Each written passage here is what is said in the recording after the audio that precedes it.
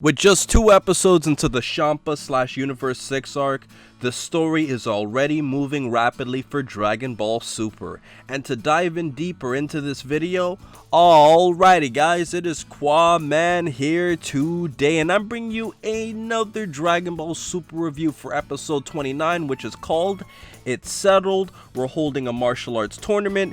The team's captain is stronger than Goku. So without wasting any more time, let's get straight into this video. So starting off with the plot, this episode did not waste any time at all, as this episode managed to inform Bulma about the upcoming tournament. Bulma managed to call Jaco and bring him over to Earth so she could obviously go find Zuno, as we've learned in the manga. And in addition to this, we learned about the Super Dragon Balls, and Bulma also managed to create a Super Dragon Ball radar in addition to Champa creating the actual tournament itself. And I thought that was great how they managed to squeeze in so many different little things that moved the plot in only 20 minutes, and that's obviously a refreshing thing we've seen for Dragon Ball Super. Now, in terms of action, there really weren't any action sequences in this episode, but it was awesome to see Bulma slap the living shit out of Beerus and to see her facial expression right after Beerus looked at her. So the first interesting detail I wanted to talk about is Tights, who is Bulma's older sister, and for those of you who don't know, Tights was actually shown in the Jaco the Galactic Patrolman manga special. And what's interesting about her is that, unlike Bulma, Tights is actually very intelligent in terms of writing stories and, fiction and along those lines, whereas Bulma is more technologically savvy. And what I found interesting about this episode is this is the first time we've gotten a chance to see Tights in live moving animation, because she's only been shown in that manga special up to this episode. And the next interesting detail that I wanted to talk about is the fact that we actually got a chance to see how the tournament was put together this time around, with Vados actually creating the tournament for Champa, and we got the chance to see it similar to how we saw Cell creating the Cell games, and we didn't get a chance to see this in the manga, so I felt that was a little interesting thing that they added as an extra scene in Dragon Ball Super.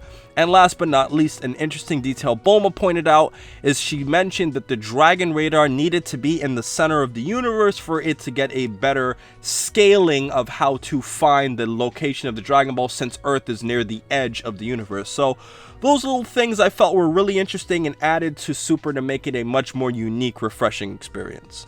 Now, in terms of animation, I thought this episode was definitely decent for anime standards and was above average for Dragon Ball Super. There was only one really weird scene, and this was more of a drawing than actual animation, and it was when Beerus and Whis looked weird when they were flying in the sky, when Bulma was having a flashback talking to them, and that was really the only scene that caught my eye. Now, in terms of impressions, I'm kind of at a crossroads. I didn't feel like this was a filler episode because what happened in the episode needed to happen, and it did expand on some things that the manga didn't do. However, at the same time, nothing major happened, but at least the plot moved forward, so I'm satisfied with what this episode was able to give off. Now, in terms of my most memorable moment of this episode, it's when Bulma summoned Shenron. The picture speaks for itself. And I can guarantee you that this was not a mistake or a coincidence by Toei Animation. So in the comment section below, put hashtag perverted Toei if you understand where I'm coming from. So as far as my overall thoughts on this episode goes, I'm going to have to give this episode 4 stars. I thought it was a good episode. I thought it wasn't spectacular. But you know what? The episode did what it needed to do in order to advance the plot. And you can't have every episode being something major happening or there being a lot of action. So it was a solid episode, and I give Super credit for that.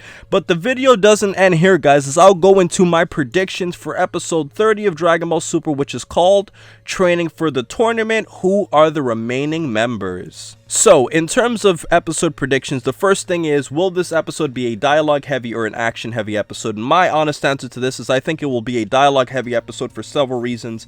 Number one, because this episode is called Who Are the Remaining Members, this means that a lot of dialogue is going to be required to actually move the plot forward, which would require a lot of talking and dialogue.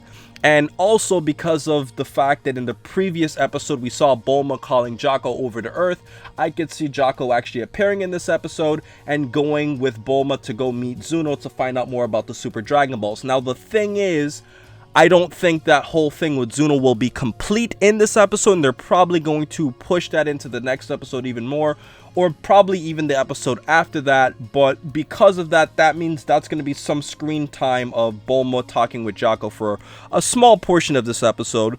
So in terms of action, the only action sequence I could actually really see would be Gohan training with Piccolo, or any of the other Z fighters actually training themselves.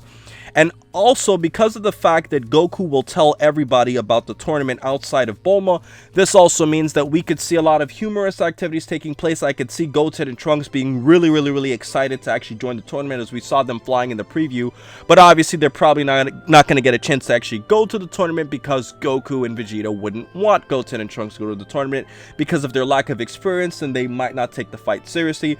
So those are pretty much my general predictions. The only other thing I could also see is Piccolo will obviously decide, probably by the end of this episode, that he will join, you know, a part of the final 2 warriors that will be selected, and there's going to be a toss-up between Gohan and Majin Buu. I would not be surprised if Dragon Ball Super actually changes the writing a little bit and just makes Gohan the last fighter, instead of putting in Majin Buu and having Majin Buu fail the test and then Gohan joins. But then Gohan might think that since Buu is probably stronger than him by this point, that Buu would actually be a better choice. So with all that said, those are all of my predictions for my Dragon Ball Super episode 30 predictions, and I hope you guys enjoyed. So most importantly, over everything else, please remember to rate, comment, and subscribe. And remember, as I always say, to have a great day, guys.